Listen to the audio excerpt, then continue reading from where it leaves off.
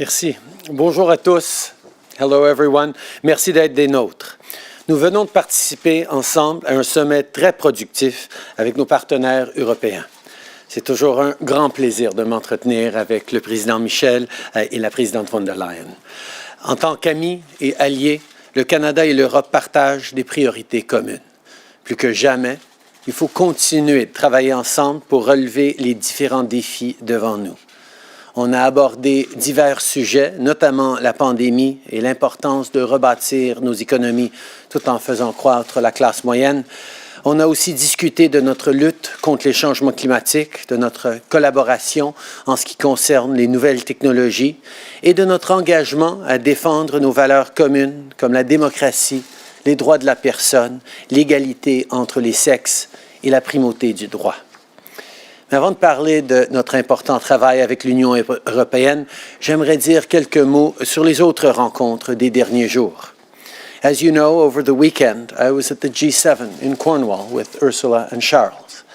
As we continue the fight to end COVID-19 for good, we took a strong stance on major issues, including on access to vaccines, climate change, and global education.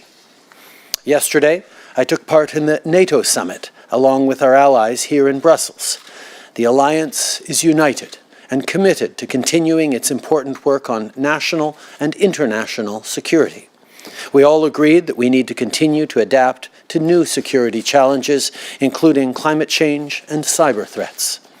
Our world is at a unique moment in history, and not only because of this pandemic. We must stand united. I'm encouraged by the collaboration I've seen between our friends and allies this week and during my meeting with the European Union.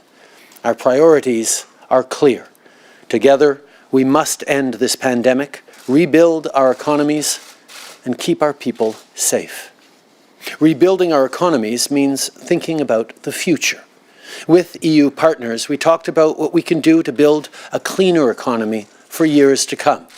To begin with, in order to continue creating good, green jobs for the middle class, we must secure supply chains for critical minerals and metals that are essential for things like electric car batteries. That's why Canada and the EU are launching the Strategic Partnership on Raw Minerals. This new partnership is focused on securing the supply of these critical minerals, all while creating and supporting good jobs. Of course, we can't talk about supply chains without also talking about trade agreements. On that front, Canada and the EU are continuing our partnership under CETA to create opportunities for workers and businesses alike on both sides of the Atlantic. During our summit, we advanced our work to adopt a mutual recognition agreement that would simplify border procedures while enhancing security measures.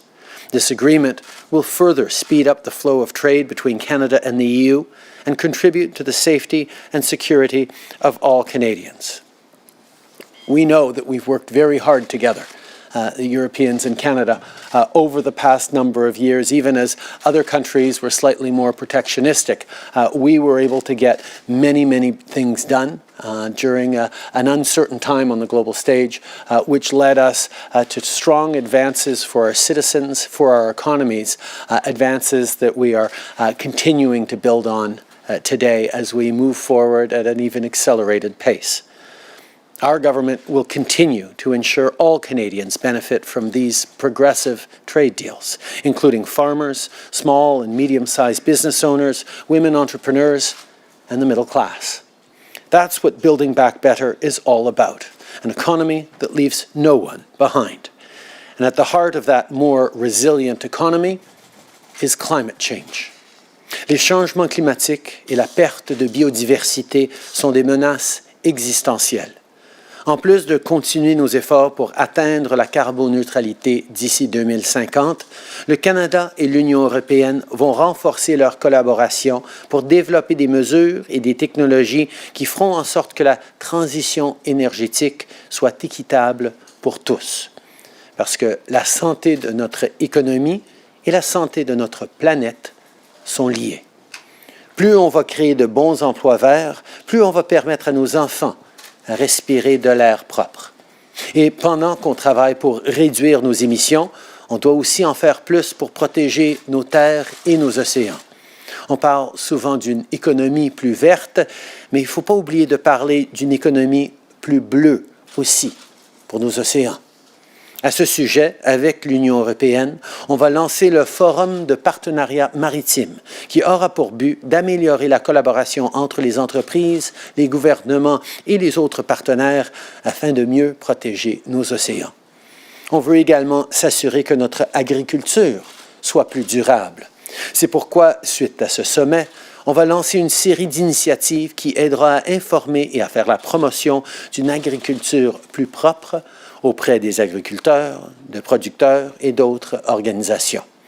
On s'engage tous à continuer de prendre des mesures concrètes pour protéger notre environnement parce que notre santé et notre sécurité en dépendent. When it comes to health and safety, job one remains ending this pandemic. And as we do that, we have to continue strengthening our health systems for today and for the future. To support pandemic prevention, preparedness, and response, we will launch the Canada-EU Dialogue on Health. This will help Canada and Europe share more information, identify emerging health threats, and work together to keep people healthy, including through mental health support.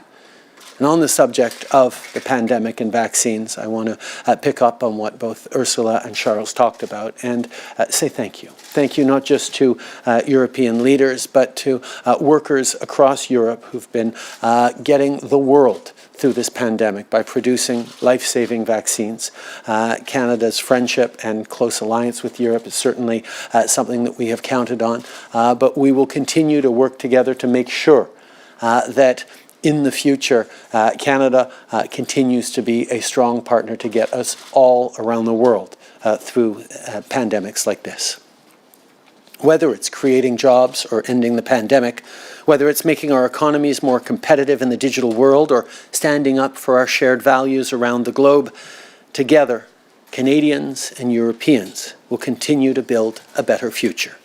Alors qu'on s'apprête à rebâtir, suite à la pandémie, le partenariat entre le Canada et l'Union européenne est plus fort que jamais.